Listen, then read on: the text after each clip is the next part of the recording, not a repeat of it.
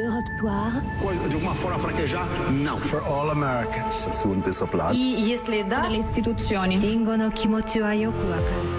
Pierre de Villeneuve sur Europe. Le Monde dans votre radio avec Sophie Larmouillet. Bonsoir Sophie. Bonsoir Pierre. On prend avec vous la direction du Ghana, ce petit pays d'Afrique de l'Ouest où des organisations de défense des droits de l'homme et des familles de victimes demandent la réouverture d'une enquête sur un massacre de migrants qui avait eu lieu en juillet 2005. C'est ça, 55 migrants, dont 44 Ghanéens qui voulaient gagner l'Europe. Comme beaucoup, ils avaient donc embarqué sur une sorte de pirogue depuis le Sénégal, sur la côte atlantique.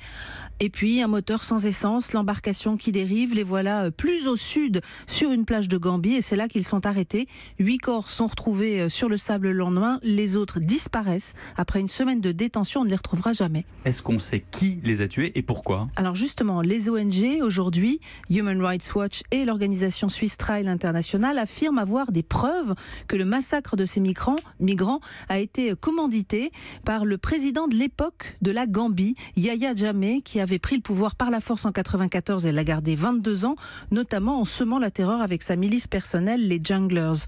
Certains pensent que sa paranoïa l'avait poussé à imaginer que ces simples migrants échoués étaient des mercenaires qui voulaient le renverser. Les ONG en ont aujourd'hui la certitude grâce aux interviews d'une trentaine d'anciens responsables du régime qu'ils ont rencontrés depuis 2 ans et surtout grâce au témoignage de Martin Kieré. C'est un vendeur de chaussures ghanéen, seul rescapé du massacre de 2005. Il avait réussi à s'échapper et ce qu'il raconte fait froid dans le dos. Et c'est apparemment cet homme-là qui mène le combat pour que la vérité éclate. Ouais, il pense que c'est sûrement pour ça qu'il est resté en vie.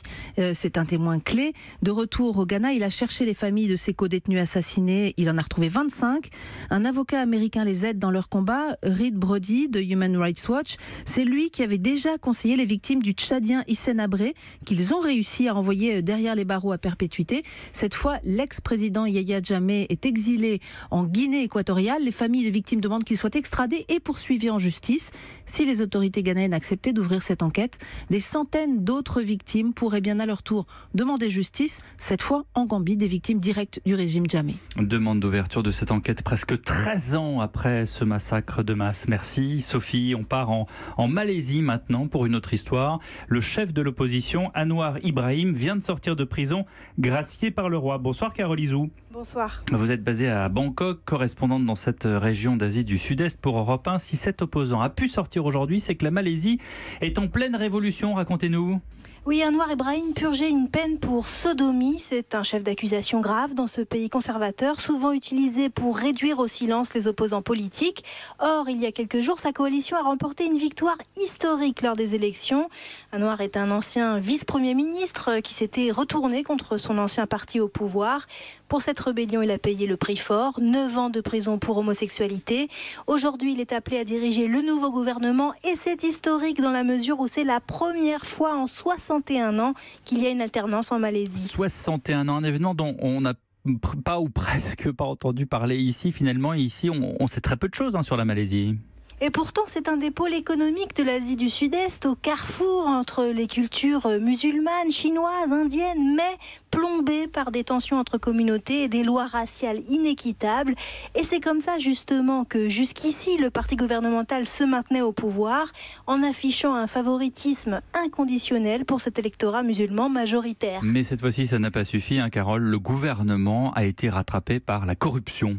Oui, avec cet énorme scandale politico-financier qui a permis à l'opposition de remporter la victoire. Écoutez bien, sur les comptes personnels de l'ex-premier ministre, ce sont près de 600 millions d'euros de fonds publics qui ont été retrouvés. 600 millions, une somme qui a servi à financer entre autres une villa à Londres, un tableau de Claude Monet et même, ça ne s'invente pas, la production du film Le Loup de Wall Street avec Leonardo DiCaprio. En effet, ça ne s'invente pas. Merci Carole Izou. Vous nous parliez de Bangkok où vous surveillez l'actualité de la région. En bref, Sophie, une info foot, tiens, ça va nous mettre dans l'ambiance. Une photo qui fait polémique en Allemagne. Oui, on y voit 2 joueurs de la Mannschaft tout sourire aux côtés du président turc. C'était dimanche dernier. Les internationaux allemands, mais d'origine turque, Özil et Gündogan, ont remis à Erdogan des maillots dédicacés de leurs équipes respectives, Arsenal et Manchester City. Le problème, c'est que les photos de cette rencontre ont été utilisées par le président turc pour sa campagne électorale avant les élections anticipées du mois prochain. prochain. Les deux joueurs ont eu beau expliquer qu'il n'y avait aucun soutien politique de leur part. Ils sont très critiqués en Allemagne, accusés de s'être laissés manipuler. Évidemment, l'extrême droite, l'AfD, s'est immédiatement saisie de la question et un sondage publié aujourd'hui montre que 83% des Allemands estiment que cela nuit à l'image de leur équipe, la Mannschaft. En Espagne, un gang de voleurs de jambon vient d'être démantelé. Mais attention, on parle du jambon de Teruel, qui est un jambon de montagne très apprécié des Espagnols. Il bénéficie d'une appellation d'origine contrôlée, c'est du sérieux. Il aura fallu 2 ans de traque de la garde civile pour finalement arrêter 4 cambrioleurs de jambon. L'un des premiers vols de la bande a eu lieu dans une sécherie. Ils ont emporté 594 jambons d'un coup, valeur estimée 23 000 € quand même. Et au total, ils sont accusés d'avoir dérobé près de 2000 jambons. Il était temps que cela cesse. Mais c'est bon le jambon espagnol. Merci Sophie Larmoyer.